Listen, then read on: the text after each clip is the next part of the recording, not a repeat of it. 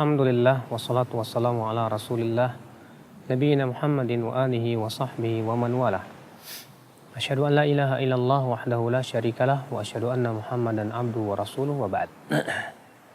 Apa perasaan kita ketika melihat pemandangan yang sangat indah? Pasti kita akan merasa senang sekali.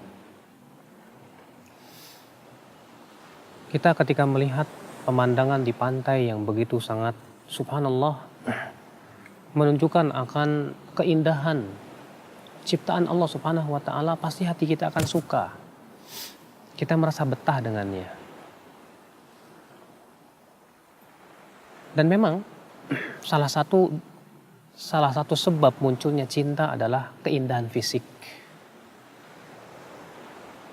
Ketika kita melihat pemandangan yang indah, demikian pula sesuatu yang cantik, sesuatu yang mengagumkan ya mata kita, kita akan merasakan kenikmatan subhanallah. Kita merasakan merasa senang kepadanya. Ikhwatal Islam, di antara salah satu sebab munculnya cinta adalah keindahan fisik. Tapi tahukah Anda bahwa keindahan fisik akan mudah sekali hilang ketika seseorang mencintai sesuatu karena keindahan fisik? Pasti akan ditimpa yang pertama kebosanan, atau yang kedua sesuatu yang indah tersebut segera hilang, kemudian digantikan dengan sesuatu yang tidak indah. Betul. Maka dari itu ya akhi azani Allah wa iyakum, keindahan yang hakiki, yang kekal adalah keindahan maknawi. Keindahan bukan hanya sebatas fisik, akan tetapi keindahan yang disertai dengan kebaikan hati, jiwa, akhlak, agama. Iya. Coba kalau kita gabungkan dua keindahan ini. Sudahlah indah fisiknya, indah pula maknanya, indah akhlaknya, indah agamanya, subhanallah, luar biasa. Dan itu ternyata dimiliki oleh Nabi Muhammad sallallahu alaihi wasallam. Tahukah Anda? Nabi Muhammad sallallahu alaihi wasallam adalah orang yang paling indah wajahnya, yang sangat indah tubuhnya, senyumnya yang menawan, matanya yang lebar dan indah, hidungnya yang mancung, kulitnya yang putih, pundaknya yang luas, dadanya yang bidang. Pasti yang melihat Nabi Muhammad SAW akan merasakan rasa cinta hanya sebatas melihat fisiknya. Nabi Muhammad ternyata akhlaknya luar biasa. Tidak ada seorang pun yang mengenal Nabi Muhammad SAW, bagaimana akhlaknya, bagaimana kehidupannya, pasti dia akan merasa cinta. Subhanallah, ikhwatal Islam, azani Allah wa iyyakum. Maka dari itu ya akhi, cinta ketika berhubungan dengan fisik saja, dia tidak akan lama. Tapi ketika cinta dihubungkan dengan agama, dengan maknawi, maka sesuatu itu menjadi sesuatu yang sangat indah, luar biasa. Ikhwatul Islam, agama kita ini indah. Syariat yang diturunkan oleh Allah Subhanahu wa taala adalah indah, karena ia berasal dari pencipta yang maha indah. Rasulullah SAW sabda, innallaha jamilun yuhibbul jamal. Allah itu indah dan cinta keindahan.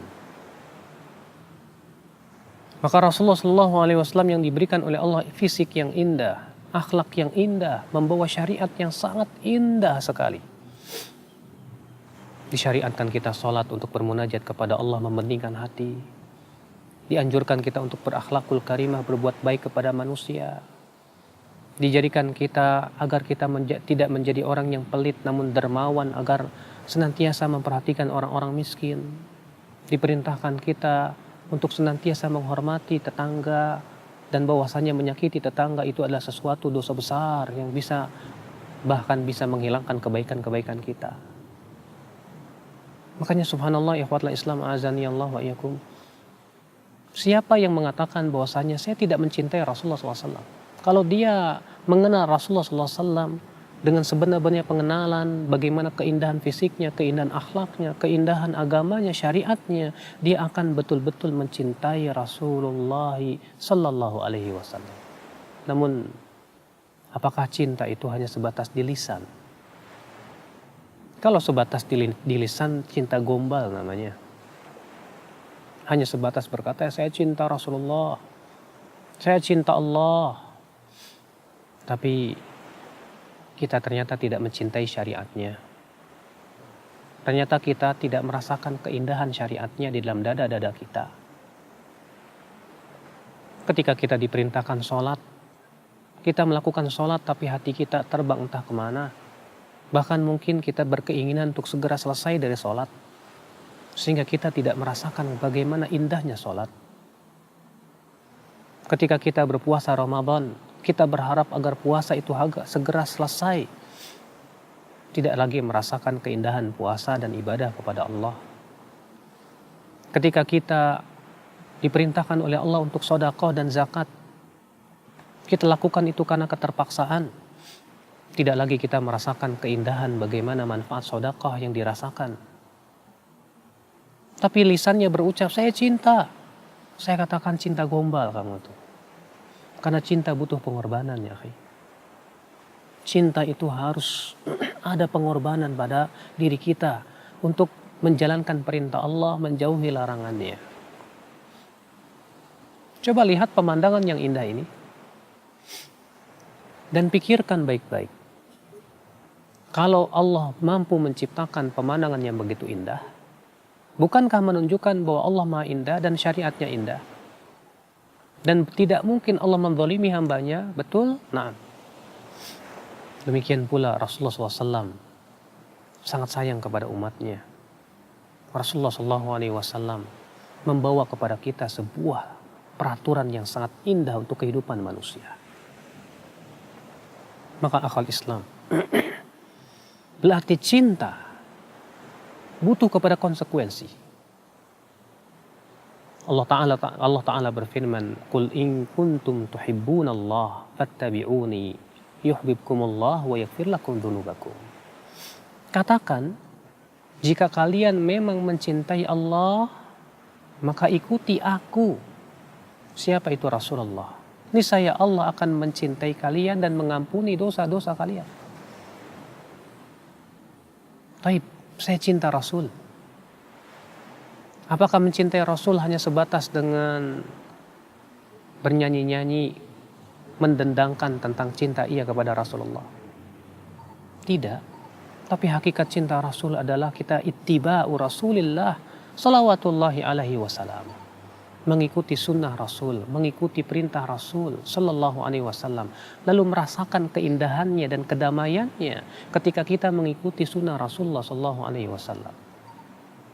Siapa yang tidak merasakan keindahan syariat Allah, ia tidak akan merasakan keindahan surganya. Dan siapa yang menganggap bahwasanya syariat Allah itu tidak indah, penuh dengan beban, maka itu hakikatnya orang yang tidak melihat hakikat keindahan pencipta alam semesta. Lihat, Allah Subhanahu wa Ta'ala memperumpamakan orang-orang Yahudi dan Nasrani yang diberikan kepada mereka Taurat, tapi mereka tidak mengamalkannya dengan sebenar-benarnya. Apa yang terjadi? Allah mengatakan perumpamaan mereka seperti keledai yang membawa kitab-kitab besar. Kenapa Allah memberikan perumpamaan keledai yang membawa kitab-kitab besar? Karena keledai tidak tahu apa yang dia bawa di atas punggungnya. Bagi keledai itu semua hanyalah beban, dan beban. Maka orang yang menganggap syariat ini tidak indah, syariat ini hanyalah beban, berarti, maaf, Allah Subhanahu wa Ta'ala mempermisalkan dia sama dengan keledai. Maka pikirkanlah baik-baik, akhi, bahwa Allah yang menciptakan keindahan alam ini mempunyai syariat yang sangat indah. Cintailah Allah, cintailah syariatnya. Rasakan keindahan syariatnya, rasakan keindahan bermunajat dengannya, rasakan keindahan ketika berdua-duaan dengan Allah Subhanahu wa Ta'ala. Jangan hanya sebatas kita merasakan keindahan alam semesta, pemandangan saja, Tapi rasakan pula kelembutan kasih sayang Allah kepada kita. Semoga kita termasuk orang-orang yang bisa merasakan keindahan itu secara lahiriah maupun batiniah. Semoga kita termasuk orang-orang yang merasakan keindahan ibadah kepadanya, keindahan syariatnya. Subhanakallahumma bihamdik. Asyhadu an la ilaha illa ant. Astaghfiruka wa atubu ilaik. Wassalamualaikum warahmatullahi wabarakatuh.